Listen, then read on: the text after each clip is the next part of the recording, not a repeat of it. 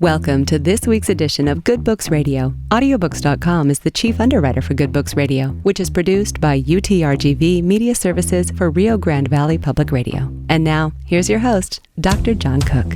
Welcome once again to another edition of Good Books Radio. I'm your host this week, Dr. John Cook, and with me today is a veterinarian, Dr. Bo Brock, and he wrote a book called Crowded in the Middle of Nowhere, Tales of Humor and Healing, and they really are hilarious. Some of them will really touch your heart. We're going to talk about some of those stories, but we also want to introduce Dr. Brock, who has treated tens of thousands of animals for over 25,000 people who came from 750 different zip codes.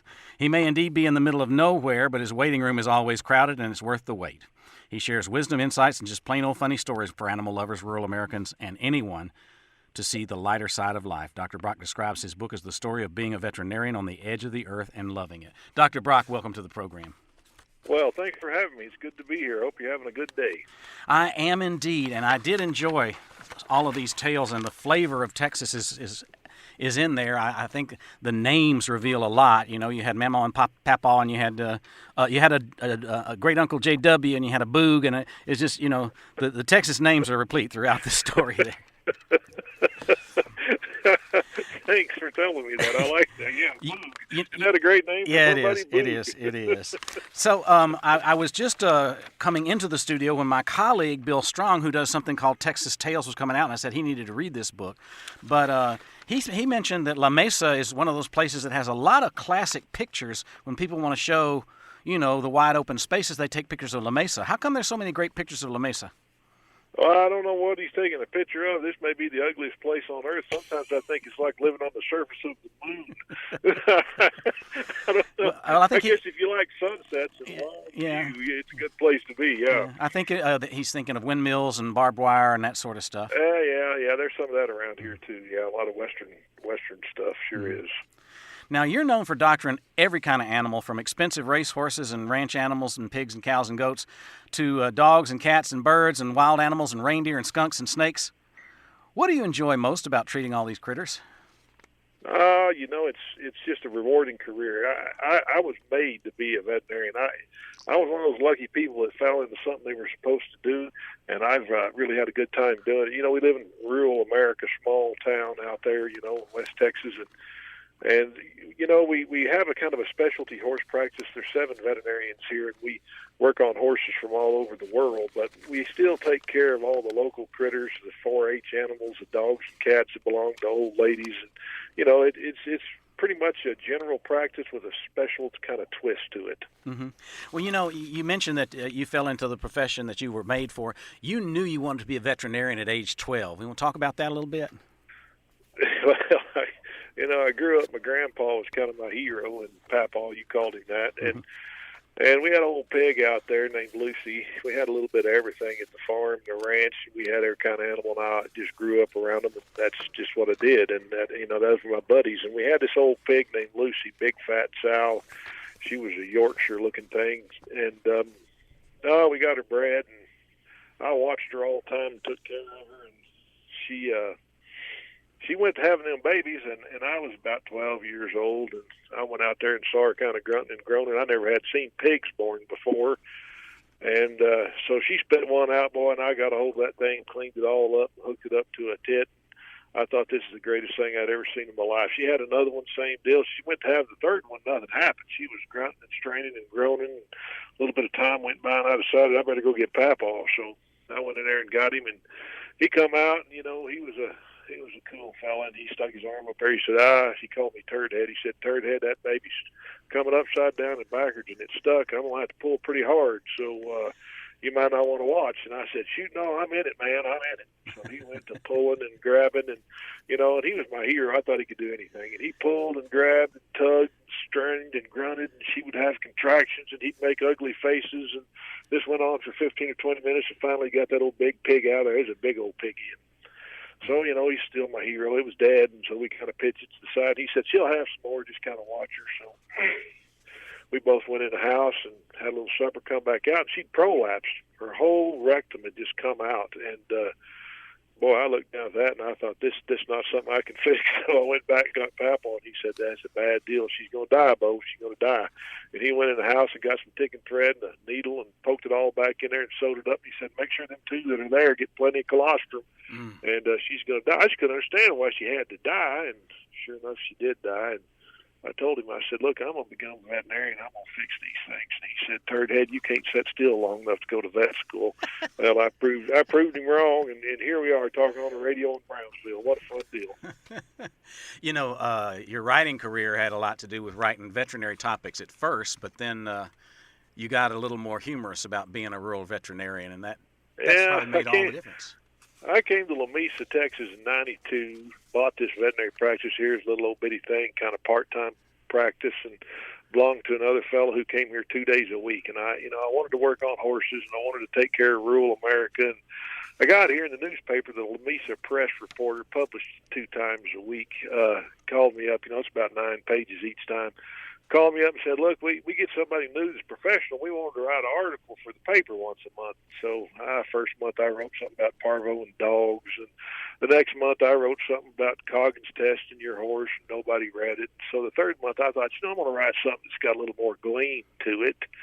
So I wrote a story and put it in the paper, and this old lady that lived here sent it to her son in Missouri, who was a veterinarian, and he liked it. He sent it to a magazine that goes to all the English-speaking veterinarians in the world, and they liked it and published it, and they asked me to write an article for it once a month. Well, that's been years ago, and I had hundreds of those articles, and some old lady finally talked me into putting them together and making a book, and here we are, talking on the telephone in Brownsville.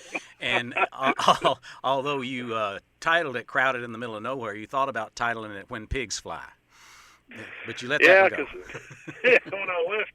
When I left Clarendon, Texas, which is where I started practicing when I got out of school, kind of things there wasn't working out too good. And I told the fellow there, I said, look, I'm going to go to Lamesa, Texas, and I'm going to open me a practice, and I'm going to be a horse specialist. And that guy looked at me, and he said, you'll be a horse specialist in Lamesa, Texas when pigs fly. And, it's worked out where I kind of have become that, and I've been blessed beyond what I deserve. But I thought somebody might read that and think something else, so I like Crowded in the Middle of Nowhere. Mm-hmm. Well, now, your roots really are in family, and you talk a lot about family, and there's some great stories in there. I do want to get to your first veterinary experience in Clarendon, but let's talk about Grandmother Nani for a moment, and her 5 sisters and 1 brother, J.W., because that's a great tale. I really like that about your great-uncle coming into the big city of Amarillo and never locking his truck. You want to talk about that? That story is one because that was my people, and that happened when I was quite a bit younger. But my whole family has always liked to laugh. But that story, J.W., the great uncle you're talking about, he lived in Bryce, Texas, which it don't even have a store. It's got a church and maybe 2 or 3 buildings, and that's kind of over there by Clarendon, and that's kind of where my roots are, kind of from that area on my dad's side. Mm-hmm. And so all the sisters had already moved to town, and J.W. was still out there farming. His wife was sick. She was in the hospital, so he come and stayed with one of the sisters, and he's going to get up the next morning and go to the hospital to be with his wife, Louise, and so the 2 sisters are there, and they follow him out, Well, he's got in the back of his pickup saddles, tools, and all kinds of stuff, that farmers and ranchers use every day. And them 2 sisters, they were naggers, man. They nagged, and they started nagging J.W., you need to put that stuff in the cab. You're not in Bryce, Texas anymore. Somebody's going to steal all that stuff if you park that at the hospital, and I'm sure J.W. been listening to that stuff for 50 years, and he just kind of, yes, man, and got in the pickup and went to the hospital. Well, a couple hours later, the 2 old women, they're going to the hospital too, and they pull up there and see his pickup, park right next to it, and they say, well, he didn't even lock the doors. So they just opened the trunk up and started unloading everything out of that pickup into the trunk of their car. I wish I could have seen them 2 old ladies picking up that saddle, they were just piling it in there, And so they get it all piled in there, and they go up in the room with that smirky look on their face that old women get when they think they've done something special, and they're just, just kind of giggling and smirking between one another. And here in a minute, Nani, my grandmother, she goes, looks out the window, and she says, why, J.W., somebody stole your pickup. because she looked down there and there was their car, and the pickup next to it was gone. So he come out there and looked, and he said, "No, I parked over there next to the fence." So there sits two 75-year-old women going, "Oh my gosh, we stole some other country bumpkin stuff, and it's in the back of our car. We have no way of finding him." So they called the news channel, wanted to put it on the news. They're like, "No, we ain't going to do it. You got to call the police." And I mean, it was humiliating. And, you know, it's one of those things. As a kid growing up, you get nagged by them all the time. You just want to say, "Ha ha, I told you so." Yeah, yeah. I like you wrote that J.W. had gotten so used to the nagging of his sisters that he let things go in one ear and out the other.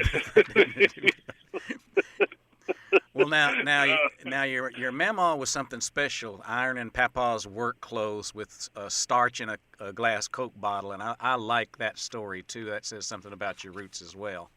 Well, you know, I think the book it's kind of just a reflection of rural, just the old world. Maybe it's 50 years behind its time, because I think we've stepped a long ways away from Mamaw ironing Pawpaw's work clothes with a Coke bottle and starch. And you know, that story has sparked a lot of memories in a lot of people, because we all remember back when times were just a lot different, and we weren't worrying about the same things we are now. And it's kind of nice to step back in time a little bit and remember how, I don't know, wholesome those days were, for a lack of a better word. It was just a wholesome time to look back and watch her do that, and how much she loved him, and, you know, all the things that it's just so sacred in human relationships. That story just kind of brings it out.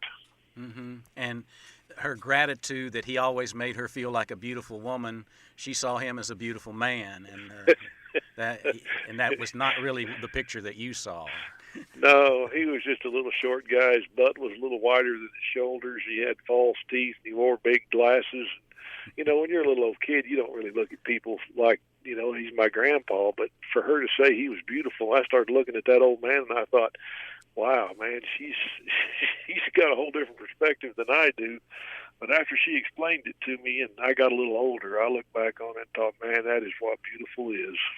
And quite a character. You tell the story about being in vet school and running out of money. And what he did for you then was more than a little bit of surprising. Oh, boy, yeah. You know, I mean, we grew up pretty poor. I mean, we weren't like, you know, we were, you know, we weren't terrible poor, but we didn't have enough money to do much, and I worked and saved money to get through school, and that first year of school got pretty tough. And my dad had just died, and, you know, I didn't want to ask my mother for anything, because all she had was just that little life insurance policy to live off for the rest of her life. And I was getting pretty tight, and old Pawpaw, he knew it. He waited till I'd run out of job. I mean, I was riding a moped that I borrowed from a neighbor's school because I couldn't afford gas for the pickup, and eating oatmeal, and, you know, but I was all right. I mean, I was just lucky to be there. He called me up, and back then we didn't have cell phones, so, you know, we didn't talk much. When he called, it was always some major event. He just called and started chit-chatting, and I thought, man, what is Pawpaw calling me and chit-chatting about? I kept waiting for him to give me some bad news or something. And finally, he said, how's the money going, turd head? And I said, well, I'm going to squeeze it out. And I start working again, you know, in May. And he said, well, how much you got in the bank? And I said, well, about minus 37 cents is what the guy told me the other day. And he said, well, I'm going to send you a little money to get you through, and it'll help you out. He'd never given me money. I mean, I worked for him, and he paid me like a hand, and, you know, I mean, it was just life, and I wasn't griping about it. And that rascal sent me a check for $10,000, and I'm telling you, I have never. I just sat there and cried like a baby when I opened that thing up. Man, I drove my pickup to work the next day, and all my friends thought maybe I'd won the lottery. I do want to get into your career a little bit, and I love your story of your first visit and the wedgie you gave your customer that day. Otis. Yeah, he was a big old guy. I had to change the names to protect the innocent on that, because Otis is actually still around. So I'm sure he's read it and he knows it's him. But yeah, it was quite an experience.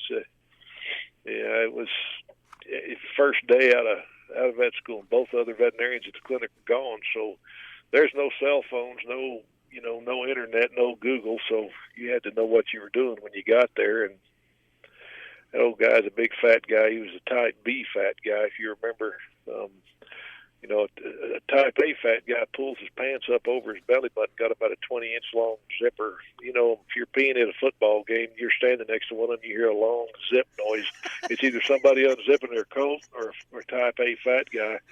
And the type B fat guy, same size guy, he just keeps it below his belly, so he's only got about 4 teeth in his zipper. You know, you've seen that. I'm kind of a type B fat guy myself, but that'll come important later in the story. So I get there, he's got a big old shorthorn cow laying down on the side of a cliff in Paladar Canyon kind of area. It's about 10 or 15 feet up to the cliff, and there's a flat spot, and then there's another cliff straight up right behind it. This cow was right up there on that flat spot, laying down, couldn't get up. This guy was a cusser, and he smoked a cigar, but he never lit it. You know, those guys, they just kind of eat it. Mm-hmm. And so he said, "Who are you?" And I said, "Well, I'm the veterinarian." He said, "I've never seen you before." And I said, "Well, just started today." And he said, "Can you fix that cow?" And I looked up there, man, I had no idea, dude, what was wrong with that cow. I mean, Friday, I graduated from veterinary school. Monday, I'm up there with Otis looking at this cow, and I go up there and I look at this cow and I take her temperature and listen to her, and I got no idea what's going on. I go back down to the pickup, you know, it's about 30, 45 yards over the pickup down that cliff, and over there and I get some stuff and figure out what's wrong with her, and I give her the antidote. Of course, I'd never given it to a cow before. I just read about it. And he said, "Oh, is that going to fix her?" And I said, "Well, you know, make her better." He said, "Well, how long does it take?" Dude, I had no idea. I mean, it's the first time I'd ever done it. So I just kind of came up with some doctor words like, well, it depends on how much she ate, you know, and all this kind of stuff. Well, the next thing I know, that cow rolls up on her belly, and she looks at me, and she looks at Otis, and she looks back at me, and I could tell she's thinking, "I can catch that fat guy." Well, crap, I'd grown up around cows. When I saw that look in her face, I knew what to do. I took off running. I ran down the side of that thing and jumped in the back of the pickup. And I thought he was right behind me, but I looked up on that cliff, and that cow was whooping him. I mean, she was bouncing him off of everything in sight, and I thought, man, I'm going to save my first patient and lose my first client. Well, about that time, she got her head up underneath his old butt and pushed him down the side of that thing. He landed in that old sandy, dry creek bed, and I thought, well, he may be dead. I mean, I actually think I saw the back of his head touch his butt. He bent the wrong way, and I thought, that's bad. But he kind of rolled around, said a few cuss words. Cigar was still just fine. He started looking around, cussing. I said, "Otis, you better hurry because she's coming down that hill, and she looks mad." So he come running to the pickup, and I was going to pull him in the back. But in the trip over, those type B pants, you know, had fallen down. I could see the top of his boots. You sure can't throw your leg over the top of a pickup when your pants are that low. So I started trying to pull that 400-pound rascal in the back of the pickup, and I was grabbing everything I could. It turned out I got his like size 61 boxers, and I gave my first client a power wedgie. And you know, when I look back on it now, at the time, it just seemed like I was doing what I should have. And when I look back at it now, well, Otis probably thinks, you know, I get a veterinary now and he gives me a wedgie, but we couldn't get him back there. So he pulled his pants up and started running around the pickup again. I dropped the tailgate, tried to get him in. Every time he'd come, he'd miss. Finally, she started whooping him again. So I just jumped out of the back of the pickup and started hollering and screaming and running at that cow, and she just ran off. Everything was fine. Well, Otis was laying there. That sucker tore all the pieces. The cigar was still just fine, but he was in a bad way. I went home and called my mom, and I said, "Mama," I said, "I had my first client today, Otis." And I said, "He never got killed by the cow because I fixed her a little too fast." Well, there's a lot of adventures as a vet that make me wonder how you could stick with it. And one of the things you talk about is having a party with your daughter's friends. Your daughters were used to you doing pig postmortems and cow palpitations and abscesses and, you know, castrations, and when they hugged you, they just enjoyed it. But the other girls that hugged you didn't enjoy the experience quite so much. You know, they're all grown now, dude. They're all grown. I got 2 grandbabies. One of them's in veterinary school, and one of them's in nursing school. And those kids grew up thinking that if everything was just right, when Daddy came home, he was going to smell like a carcass. And I never had considered that till we had a sleepover at the house. All their buddies, 3 daughters, all their buddies over there, and you know, we were going to build a tent on the trampoline, which I thought sounded really cool. And we started setting that tent up, and man, those little girls started leaving the top of that trampoline. Like, I mean, I couldn't understand why. And then one of them told Abby, the middle daughter, said, "Your daddy smells worse than anything in the world." And And I realized then that we are a subject of our environments, because whenever your daughters don't even smell stinky stuff, and they still don't today, Mm-hmm. they can help me do a C-section on a cow. It's got a dead fetus in it while they're eating a hamburger. Well, that's another great story, is when you were planning to go fishing with them and you had to do a C-section. Got called away from your plans to go fishing. You don't get to go fishing much in West Texas because it's a long ways of water. And for the first 15 years I was here, I was all by myself, and it was really hard to get away. And Mama had gone with the youngest daughter to North Carolina to see her brother. It was just me and the oldest two, and they were probably about, I don't know, maybe 10 and 8 at the time. And I found a buddy that had a pond. We was going to go fishing, and just about the time we was going to leave, of course, this dude rolls up and needs a cow C-section, and I'm thinking, I've been planning this for 2 weeks, but they went with me everywhere, and we go do a C-section on a cow, and I let them help, and they get to sew it up, and they get to help me pull, and they get to take care of the baby when I get it out. And we got the whole thing done, and we were cleaning up, and my oldest daughter Emily, she was cleaned up everything, but she left a spot of blood on her shoe. And I said, "You going to get that?" She said, "Nah, I'm going to keep it on there, so when I go to school Monday and people ask me about it, I can tell them I did a C-section on a cow." She said, "Don't worry, Daddy. Lots of daddies take their daughters fishing, but I'm probably the only girl around here that gets to do a C-section with her daddy." So, life's a lot of work, but you can have fun doing it together. Yeah. Well, let's talk about Friday nights and pigs at a football game, because I really enjoyed that story a lot. Wasn't that funny? That was funny, and that's still funny to me.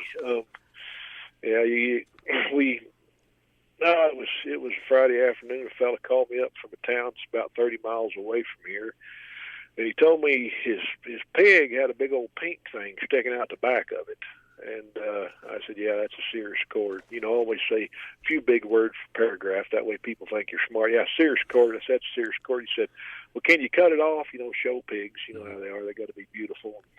I said, "Yeah, I can cut it off, bring it on over." He said, "Well, I can't." He said, "Junior's playing football tonight in Welch, Texas." And he said, he's playing quarterback for the first time. He said, "I was wondering if you could just meet me there in Welch, Texas." He said, "It's halfway, so I'll just bring that pig. You can just cut that thing off there at the football game."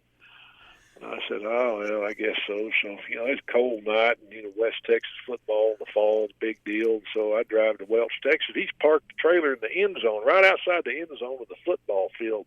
And I pull up there and see it, and I figured that's for me, and I pull up next to it, and he comes running out of the stands. He said, "Hey, Bo, how you doing?" He said, "I had some pigs that needed castrated, so I just threw them in the back to you. I parked here underneath this big light so you can see. I got to go watch a football game. Goodbye." So I looked in there, and I'd only brought enough stuff to knock out one pig, one big pig, and I look back, there's 5 little pigs in the back compartment. In the front compartment, there's this giant pig with a Sears cord. And I thought, well, that Sears cord don't look too bad. I'd probably just grab her by the nose, tired of the trailer, and just cut that thing off, like pulling the Band-Aid off real fast. Or he won't even know it. So I knock out the 5 little ones after I chase them around a little bit and castrate them. Then I go in the front thing. I mean, that pig has been snared before. He did not want to be touched, and we started getting after it, me and him. Pretty soon it was personal. I mean, he was whooping me, and I got him on top for a while. He was on top of me for a while. I mean, there was hay flying everywhere out of that thing, and that pig was screaming and hollering, and I was determined. I finally got him caught, and I just cut that thing off real fast. Of course, them pigs can scream so loud, it sounds like a jet's taking off, and I finally got it accomplished, and I come out the back of that trailer, and they stopped the football game. All the players and the referee are standing on about the 5-yard line, and all the crowd starts clapping and cheering. "Way to go, Dr. Brock, way to go." And I'm thinking, only in West Texas will they stop a football game for a pig castration. and your ears were ringing from all the squealing they were doing. Oh, man, yeah, and I was covered with hay and pig poop, and that stuff don't smell good at all. It was funny, I came in last night from work late, and a moth flew in the house, and I couldn't stop thinking about the story you had told about a moth and one of your associates being called. What is the odds of that happening?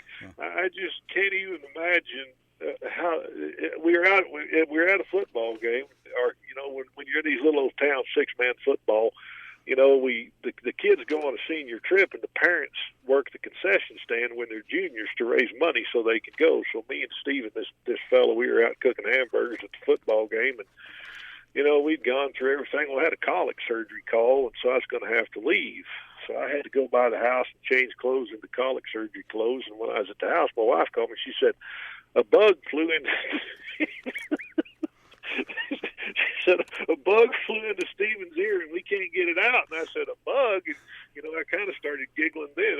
Because he's kind of a round little guy. And I said, well, can't you just grab it? She said, no, man. She said, it's in there so deep we can't get it. I said, well, what kind of a bug is it? She said, oh, no, we can just see its wings flapping. And I said, well, take him up to the clinic. And Casey, one of the other veterinarians, was up there, and she can pull it out. So they get up there before I do.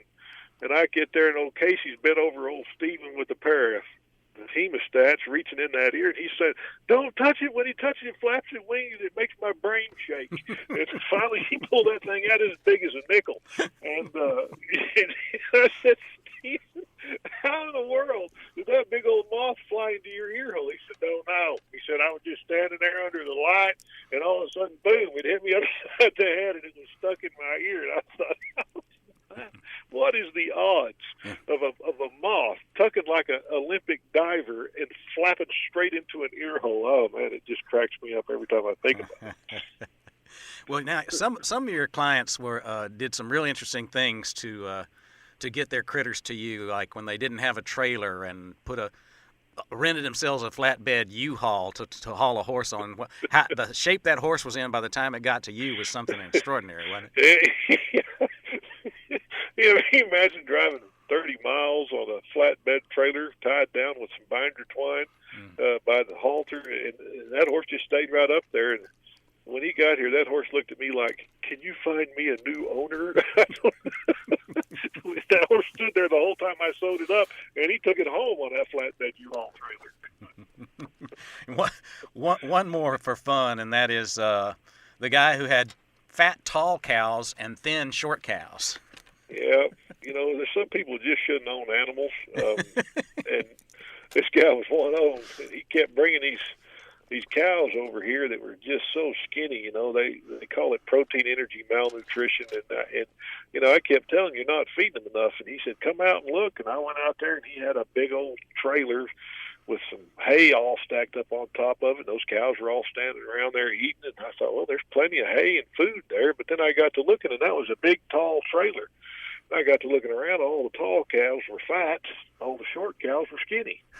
And I looked over. I said, look, I've diagnosed your problem, Jack. I said, looking around, I said, all the tall cows are fat, all the short cows are skinny. You're just going to have to knock that hay off that trailer. Well, this guy's lazy. And I mean the kind of lazy you just can't imagine. He wasn't going to get up there and knock that off twice a day for them cows to have to eat. So he hired a backhoe, come out, dug a hole. He drove the trailer into it, solved the problem. Now we had tall cows fat, short cows fat. When you described the short cow that came in, like you could see its ribs, and it was anorexic, I guess would be the word. It's just really sad that he couldn't figure that out. But the backhoe as the solution was the big surprise. Oh, yeah. That way you don't have to do any work. Just put the hay on there and just go home. Well, I'll tell you, I really appreciated this. It's a whimsical look and an appreciative look at life. And there's a lot of humor in it, and there's a lot of healing in it, and I think there's a lot of love in it. And I appreciate what you've done for us by writing Crowded in the Middle of Nowhere. We've been talking with Dr. Bo Brock, veterinarian in West Texas. I'm John Cook, your host. I thank you for listening, and I remind you, if you don't hear our program at its regularly scheduled times, you can also go on YouTube at Good Books Radio, Strong and Cook, and check out our channel there. All of our books are recorded there. Thanks for listening. Make it a great day.